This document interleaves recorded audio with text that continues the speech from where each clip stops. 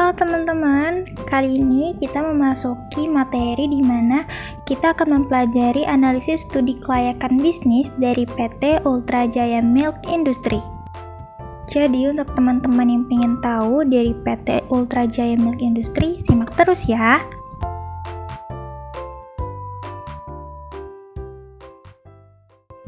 Apa sih studi kelayakan itu? Studi kelayakan adalah penyusunan penelitian yang menyangkut berbagai aspek, baik itu dari aspek hukum, sosial ekonomi dan budaya, aspek pasar dan pemasaran, aspek teknis dan teknologi sampai dengan aspek manajemen dan keuangannya. Itu semua digunakan sebagai dasar untuk perencanaan usaha yang dapat direalisasikan atau ditunda dan bahkan tidak dijalankan. Untuk kali ini kita akan membahas yang pertama adalah latar belakang, yang kedua gambaran umum perusahaan, dan yang ketiga ada aspek keuangan.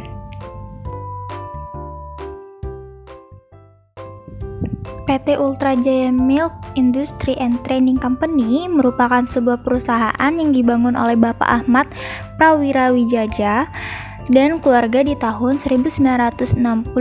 Pada awal didirikannya usaha ini hanya mengelola produk susu secara sederhana, tetapi seiring dengan perkembangan perusahaan sehingga saat ini menjadi salah satu perusahaan yang sukses dan telah terdaftar di Bursa Efek Indonesia yang bergerak dalam bidang industri, pengelolaan makanan, dan juga minuman.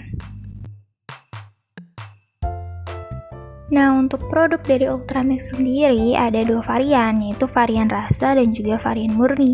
Teman-teman suka yang mana nih? Sekarang kita masuk ke segmentasi pasar. Yang pertama ada segmentasi geografis.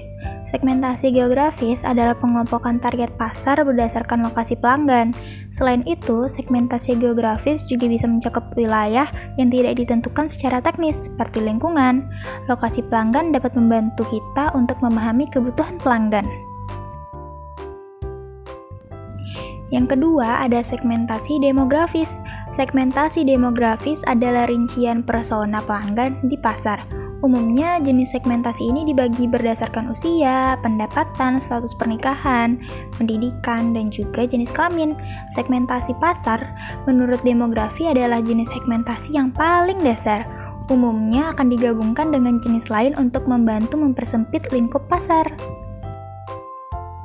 Yang ketiga ada segmentasi fisiografis, adalah jenis segmentasi pasar yang fokus pada sifat atau kepribadian pelanggan. Hal ini yang membuat kita butuh analisis lebih jika ingin menggunakan segmentasi fisiografis. Adapun indikator yang termasuk ke dalam segmentasi ini seperti kebiasaan, hobi, minat, opini, kepribadian, gaya hidup, dan juga status sosial. Dan yang terakhir ada segmentasi perilaku. Segmentasi perilaku cenderung fokus menggali kebiasaan pelanggan dalam membeli produk. Jenis segmentasi ini terdiri dari pola perilaku seperti loyalitas pelanggan, konsumsi, gaya hidup, dan lain-lainnya. Segmentasi ini memungkinkan kita untuk mengembangkan pendekatan marketing yang lebih bertarget.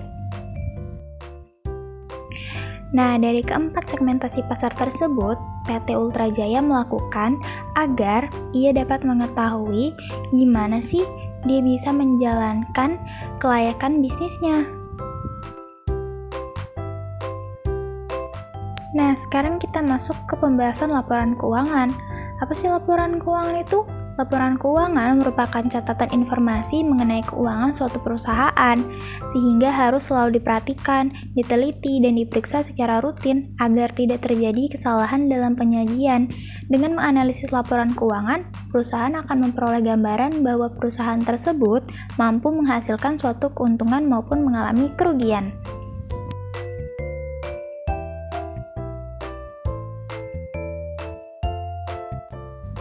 Di mana sih PT Ultra Jaya itu?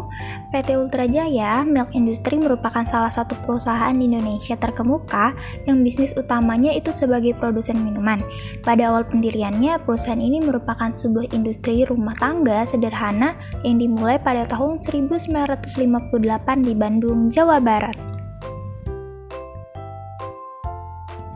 Nah, teman-teman, di sini juga terdapat manfaat bisnis, terbagi menjadi 3. Yang pertama ada pelaku usaha. Penciptaan lapangan kerja operasional perusahaan menciptakan lapangan kerja, mendukung ketahanan ekonomi lokal. Yang kedua ada masyarakat.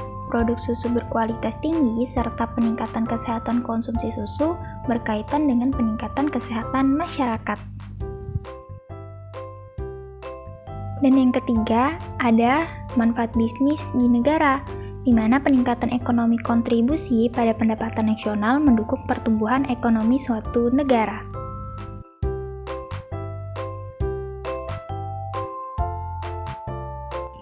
Nah, untuk analisis modal awal, teman-teman bisa lihat data bahan baku varian murni dan juga varian rasa, di mana pengeluarannya itu berbeda. Yang varian murni sejumlah 1.685.000.000 dan juga varian rasa itu ada 1.905.000.000. Ya, berbeda ya teman-teman untuk analisis modal awalnya. Nah, untuk data biaya overhead pabrik, teman-teman bisa lihat untuk per bulannya di sini ada Rp69.016.453. Jadi, teman-teman bisa lihat di sini ada contoh data biaya overhead pabriknya.